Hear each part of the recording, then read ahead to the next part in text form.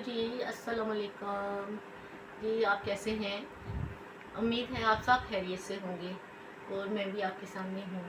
और मैं एक ब्रेस्ट कैंसर सर्वाइवर हूँ, जो कि पिछले सवा साल से मैं अपना ट्रीटमेंट कंप्लीट करके अल्हम्दुलिल्लाह आगे बढ़ रही हूँ। और मैं चाहती हूँ कि मेरी जैसी ख़वातीन जो कि इस ट्रीटमेंट में हैं और वो आगे बढ़ें और आएँ और बताएँ अपने एक्सपीरियंस।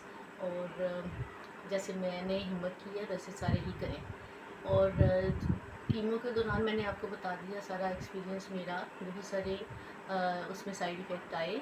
लेकिन साथ साथ थोड़ी सी हिम्मत करने के लिए ये होता है कि अपने आप को थोड़ा सा मोटिवेट रखना होता है। मैंने पहले भी बताया था, जो कीमो है ना वो आपको पीछे की तरफ धकेलती है, वो कुछ करने नहीं देती। वो कुछ ऐसी मेडिसिन है जो आपको फील होता है कि करना कुछ नहीं है, बैठ जाना है। लेकिन आपने उसके अगेंस्ट जब आप उठते हैं ना, तो आपने क्या करना है, अपने आप को बिज़ी रखना है। तो बिज़ी कैसे रखना है? बिज़ी ऐसे रखना है जो आपको कोई चीज़ पसंद है। जैसे आपको कोई हॉबी है, जैसे कोई गार्डनिंग है, ज़्यादा नहीं कर सकते लेकिन घर बैठ के थोड़ा बहुत, जैसे अगर आपको कपड़े पहनने का शौक़ है, आप अपने मोबाइल पे थोड़े से कपड़ों का सर्च कर लें। अगर कोई शूज़ पसंद है, कोई मेकअप पसंद है, आप उसको देखें, ताकि आप थोड़ा सा मोटिवेट हों और थोड़ा सा आपका दिल लगे और उस बीमारी से थोड़ा सा आपका ध्यान हटे। तो मेरे केस में यही था। मैं जब कीमो करवा के आती थी तो तबीयत बहुत ख़राब होती थी। हाँ, 1-2 दिन तो बहुत ज़्यादा ख़राब गुजरते थे, लेकिन फिर उसके बाद थोड़ा थोड़ा आहिस्ता आहिस्ता बेहतर होना शुरू हो जाता है। तो उसमें बंदा ये करता है, ज़्यादा काम तो नहीं होता, वीकनेस बहुत होती है और काम हो नहीं सकता। तो आपने अपने आप को क्या करना है, जैसे मैं करती थी, अपने आप को बच्चों में बिज़ी किया। और कभी बाहर निकल के खड़े हो गए, किसी लेडी से बात कर ली। जब आप बाहर निकलते हैं आपको बहुत सारी लेडी नज़र आती हैं और कोई ना कोई ऐसी होती है।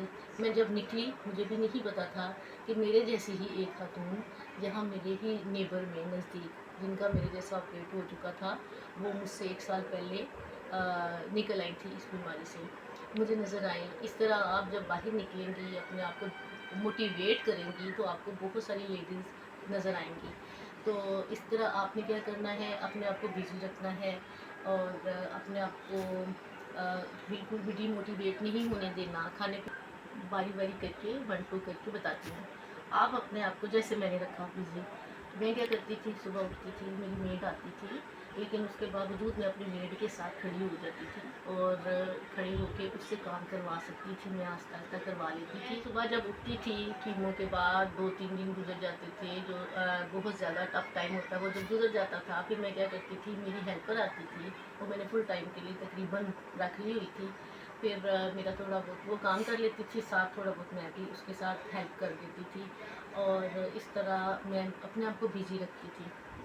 और क्या करते थे, फिर मैं थोड़ा रेस्ट का टाइम तो ज़रूर होता ही है, वो तो देना ही होता है बॉडी को, क्योंकि रेस्ट के बगैर तो चल ही नहीं सकते कीमो में।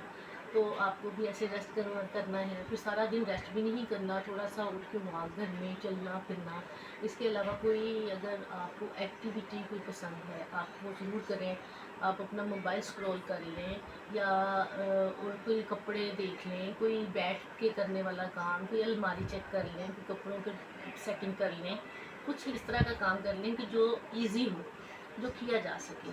तब काम से मुझे भी पता है कि नहीं होता, लेकिन क्योंकि ट्रीटमेंट से निकलना है किसी तरीके से, तो फिर थोड़ा सा एफ़र्ट तो करनी ही पड़ती है।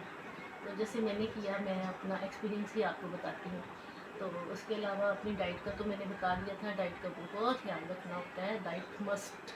उसके अलावा आपने अपने आप को जी, जैसा कि मैंने आपको बताया था कि बाल भी मेरे बिल्कुल इतने, मतलब बिल्कुल ख़त्म हो गए थे। जैसे ये स्किन होती है ना, इस तरह के बाल हो गए थे, कोई बाल नहीं था सर पे। तो मैंने क्या किया, फिर उसका हल मैंने ढूँढा। मैंने 3-4 विग्स मंगवाई डिफरेंट, उसके लेंथ की, कोई इतनी थी, एक इतनी थी, एक बिल्कुल छोटे बालों वाली थी। इस तरह ना मैंने विग्स मंगवा ली थी। फिर मैं उन्हें पहन के, थोड़ा थोड़ा पहन के, क्योंकि मेरा ना जब मेरी कीमो थी ना, तो वेदर, मौसम सर्दियों का था, ये मुझे बेनिफिट था। इसके अलावा जब विग पहनने को दिल नहीं करता था, तो मैंने हिजाब, कैप बहुत मंगवा ली थी, हर कलर की हिजाब कैप मेरे पास थी। फिर मैं उनको कभी रेड पहन ली, कभी मैं हर कलर की मैंने ब्लू भी रखी, येलो भी रखी, बहुत सारी कलर की मैं चेंज कर करके ना वो पहनती थी और वो बहुत अच्छी लगती थी। वो किसी को फील भी नहीं होता था बाहर निकल के कि प्लीज़ बंदी को कोई प्रॉब्लम है। तो आप भी ऐसे ही कीजिए, अगर कोई इसमें है, इस प्रॉब्लम में है तो ऐसे ही कीजिए। बहुत सारी हिजाब कैप मंगवाएं और तरह तरह के कलर में और अपना डिफरेंट डिफरेंट कलर में, और किसी को फील भी नहीं होगा। तो इंशाल्लाह निकल जाता है ये टाइम भी। और फिर जैसे मेरे बाल थोड़े थोड़े आ गए हैं, इसी तरह आ ही जाते हैं, सबके आ जाते हैं। और सिर्फ सर के बाल भी नहीं जाते, कीमों से आपकी आईब्रोज भी चली जाती हैं, आपकी आई लैशेज चली जाती हैं, इवन आपके नोज फ्रिल जो होता है, नाक के अंदर के बाल सब खत्म हो जाते हैं। तो आपकी फेस से डिफरेंट सी लुक आनी शुरू हो जाती है।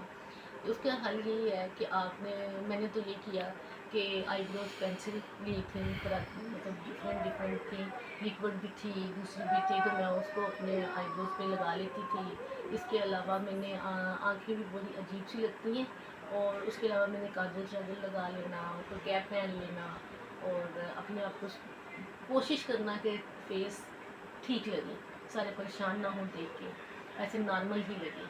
तो ऐसा ही ट्रीटमेंट करना चाहिए। और मेरी दुआ है कि सब इस टफ टाइम से निकल जाए और किसी को कोई प्रॉब्लम ना हो, और बस हिम्मत करनी ज़रूरी है। तो अब अगला व्लॉग जो मेरा आएगा, अगला मेरा सीरीज़ यही है, आगे मैं आपको बताऊंगी कि मेरा ऑपरेट हुआ, तो उसके मुतालिक मैं आपको बताऊंगी, ऑपरेशन के जो एक्सपीरियंस है वो मैं आपको बताऊंगी अपने। और इंशाल्लाह फिर मुलाकात होगी अपने नेक्स्ट व्लॉग में। बाय बाय, अल्लाह हाफिज़।